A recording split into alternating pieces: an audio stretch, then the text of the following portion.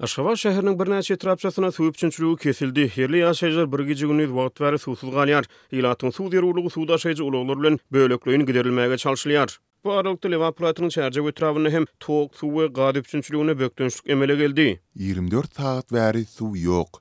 Şeýle awariýalaryň adatça bolýan ýeri bolan Änew şäherinde dün gijesi bilen bejeris işleri dowam etdi. Dip Adatyk radiosynyň habarçysy 19 dekabrda paýtagtly ýaşaýjylary sitirledi. Herli ýaşaýjylar käbir etraplarda ýaşaýyş çaýlaryna suw daşaýan ulaglar bilen hojalyk suwlarynyň paýlanýanyny aýdýarlar.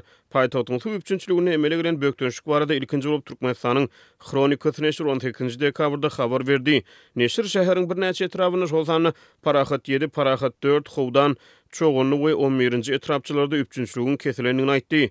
Bu sebäplerden hojalyk suwlarynyň kesilmegi bilen ýyladyş ulgamlary hem işlemegi besedipdir. Ýaşaýyş müdürlükleri bu problemanyň Aşgabat Awsuw birleşiginiň garamagynyň aýdýarlar. Bu birleşik Aşgabat şäher häkimliginiň jemaat hojalygy müdürlüginiň düzümündedir. Paýtagtda 5 aý çemeti mundan odal täze Awsuw detgalary açylyp ulanymaga berildi. Maý aýyna bagtýarlyk etrabyna döwlet medeniýetine görä bir gije gündüziň dowamyny 150.000 kub metr Awsuwny araşdyrmagy niýetinden iri detga prezident Serdar Berdimuhammedowyň gatnaşmagyna açylyp ulanymaga berildi. Bu detgadan sezilen suw çoğunlugy şoğar garadamak tämi suw we täze zaman suw çatdymlaryna paýlanýar. Şonun bir näçe hepdeçe metodul Akbuğda etrabynyň ýaşlyk şäherçetine hem täze agyz suw detgasy açyldy. Aşgabat şäheriniň agyz suw üçinçiliginiň agramly bölegi Akbuğda etrabyna ýerleşen agyz suw toplum arkaly ýola goýulýardy. 1969-njy ýylda işe girilen bu toplumyň kuwaty 2010-njy ýylda täze detgalar bilen giňeldildi. Adatyk radiosynyň paýtagtdaky çeşmeleri şäherde 24 saat bäri dowam edýän suw üçinçiligi problemasyny iri suw toplumynyň ýerleşýän sebitine ýüze çykan bir näsahatlyk bilen baglanşdyrýarlar. Habarçymyň 19 dekabrda paýtagtdan ýeberen suratyny suw daşaýjy ýükleginiň suw alýan adamlary görmek bolýar. Redaksiýa emele bilen üçinçilik meselesi boýunça şäher häkimliginiň hem de Aşgabat Awsuw birleşiginiň tesbir alyp bilmeýär. Bu aralykda Adatyk radiosynyň Liverpool maglumat berýän habarçysy hem Günnöwer Sewtiň çärje etrabynyň ulwahym oradaly darganly we guşçular oblaryny 16-njy we 18-nji dekabr günlerini tok suw we gady üçinçiliginiň bökdelenigini habar berýär. Oradaly obatynyň bir ýaşaýjysy bu ýylatlarda ilki başda elektrik energiýasynyň soňra bolsa, tebii gadyň hem de suw üçinçiliginiň kesilenini aýdýar. Darganly obatynyň ýaşaýjylary elektrik energiýasynyň kesilmegi bilen adyk saklanýan ammarlardaky gök bakçy önümleriniň zaýranmagynyň howatyr edýärler. Bu problemalar sebäpli suw kowa akymynyň aralaşan pursatlaryna gabat gelýär. Adatyk radiosynyň habarçysy elektrik energiýasynyň hem de tebii gadyň bökdelmeginden soňra ýaşaýyş çaýlarynyň hem de durmuş maksatly detgalaryň ýylylyk üçinçiliginiň hem kesilenini aýdýar. Adamlar elektrik togunyň kesilmegi bilen sowukdan ejir çekdi. Meniň öýümde 8 aýlyk çagy bar. Ol hem yaramady. Öý telefonlary hem işlemedi. El telefonlarynda hem düzüwli signal tutmady. Tiz kömek çağırjak boldum. Emma ahir soňy goňsymyň ulagynda hastahanaga gitdik. Ol ýerde hem elektrik togu ýok ekeni. Dip ulwahym obatynyň bir ýaşaýjy taýdýar. Adatyk radiosynyň habarçysy bir saglyk işgärine salgylanyp 17-nji dekabrda etrap hastahanasyna generator ulanyp bir hastanyň operasiýa edilenini aýdýar. Liverpool gady üçinçilik edarasynyň bir işgäri tebii gady üçinçiligine gaýtalanýan bökdünçligi içerki gady geçirjileriň sanynyň çykmagy bilen düşündirýär. Ýöne ahyrdan Günnöwer Sewtiň obalaryny elektrik üçinçiligi gaýtadan dikeldilipdir. Türkmenistanyň prezident Serdar Berdimuhammedow 16-njy dekabrda ýokary derejeli oba hojalyk resmiýeti bilen hem de vilayet häkimleri bilen sany ulgam arkaly iş maslahatyny geçirip bu toplumna alınıp barlayan işleri garady. Ýygnakda paýta plan borçnamasynyň ýerine ýetirilip ýetirilmänligi agdalmady. Türkmenistanyň Kronikasy neşri bu ýagdaýy intiçek adatça Türkmenistana paýta plan borçnamaty boýunça hasabatyň noýabr aýynyň ilkinji 10 gününe berilýänligini ýatladýar. Vilayet häkimleri iş maslahatynyň dowamyny ýurdun ähli sebitlerine paýta öndürüjiler bilen hasaplaşyklary öz wagtyna geçirmek boýunça zerur çäreleriň görülýänini aýtdylar. Türkmenistan şu ýyl 10-njy noýabrda hasyl toýun toýlady. Türkmen medeniýeti bu çäreleriň fonuny ýurdun iň az meşhurde paýta ýetişdirýän Balkan welaýatyna plan borçnamasynyň üstünlikli ýerine ýetirilendigini habar berdi. Türkmenistanyň döwlet habarlar agentligi bu sebäpde 16.000 tonnadan gowrak agaltynyň watan harmanyna tapşyrylanyny aýtdy.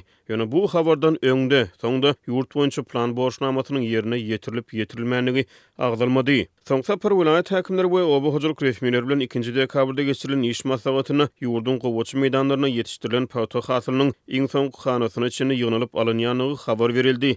Adatyk radiosynyň habarçylary dekabr aýynyň 1-nji hepdesinde paýta çärenetçileri bilen hasaplaşyk işleriniň geçirilip başlananyny habar berdiler. Şonu daýhanlar öýdleriniň ýyllyk ýerdejilerini lükkeligini agtlaşdyrmakda kynçylyk çekdiler. Türkmenistan 2024-nji ýylyň hasylynyň başlap paýtanyň döwlet satyn alyş narhy 3,5 metre ýokarlany. Döwlet daýhanyň harmana tapşyran paýta hasylyny öňküsinden 350 götürüm has köp mukdarda tölemegi wada berdi. Naq pawtanyň tonosy 1355-1500 manat aralygyna bolandygyny ýygnalan mewsümine we hiline görä 4550-5000 manata çykdy. Ýüpek pawtanyň tonosy 1820-2000 manat bolandygyny şu ýylyň hasylynyň başlap 6100-6700 manata çykdy. Iki hepde olal ýurdun durly sebeplerine habarsarmyz bilen guruldaş bolan kärenesi daýhanlar öýdleriniň bank kartlarynyň her günü 800 manat meşberini pul nagdlaşdyryp bilýänliklerini, ýyllyk girdijleriniň ähresini nagdlaşdyrmak üçin bir näçe güne bankomatlara gatnamaga mejbur bolýanlyklaryny habar berdiler. Türkmenistana ýylda 580 000 hektardan gorak meýdana gowy çekilip soňky ýyllarda 1 milyon 250 000 tonna pawta hasylyny ýygnap almak meýilleşdirilýär. Ýönenki ýyllardan tapawutlukda döwlet medeniýet sebeplerinde pawta plan borçnamasynyň ýerine ýetirilişi barada berýän habarlaryny soňky ýyllarda seýrekleşdirdi.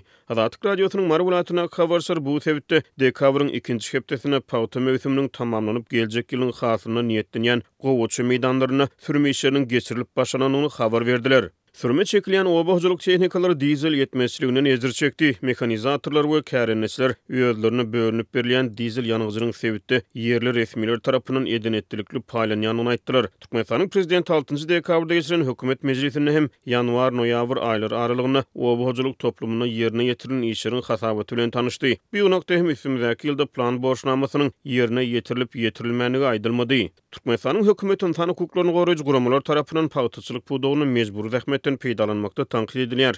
Şu ýyl pawta mewsüm başlanan gawatlary Türkmen medeniýeti ýurtda ýetkinjeklere pawta ýygdyrylmagyny gadagan edýän kanunçylygyň güýje girenligini habar berdi. Muňa garamadan ýurdun gowuçy meýdanlaryna mejbur zähmet bilen bagly aladalar dowam etdi. Russiýanyň prezidenti Vladimir Putin Moskwanyň Ukrainadaky alparyan urusunda öz öňünde goýan etasy maksadyna ýetmäge golaýlandygyny aýtdy. Seýlede Russiýanyň Arestnik adly täze hipersonik ballistik raketasynyň hem gatnaşmagynda Birleşen Ştatlary raketa duýelyny geçirmegi teklip etdi.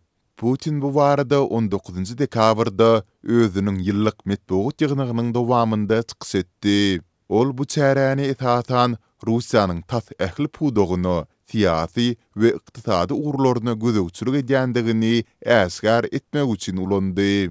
Putin çykysynda ýurdun ykdysady üsüsi bilen övünse-de Kremliň Ukrainadaky alparyan doly gerimine uçy sebäpli girdilen halkara sanksiýalaryň netijeleri barada dymdy.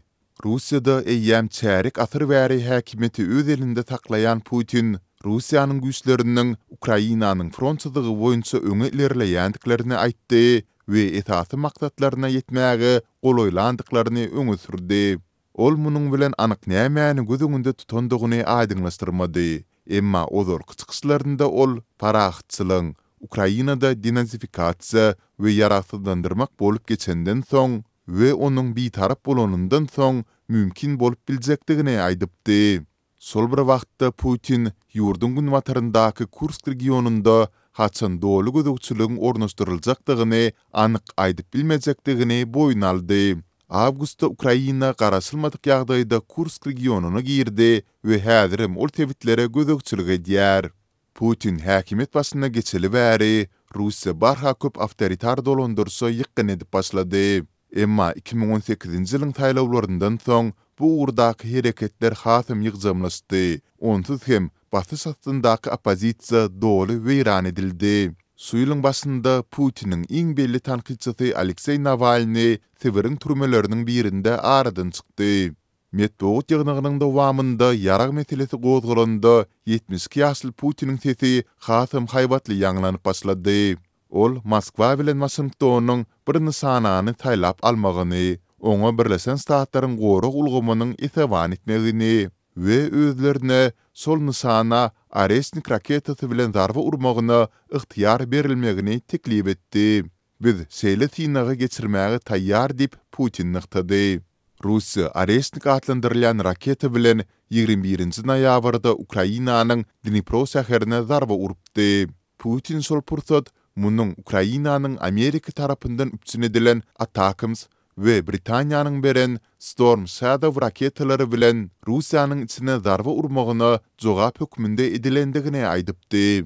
Bilermenler Russiýanyň orta arlygy niýetlenen täze raketasyny atmak bilen özüniň harby kuwadyny görkezmekden has köp siyasi bir işaret etmek itiländigini belli ýarlar.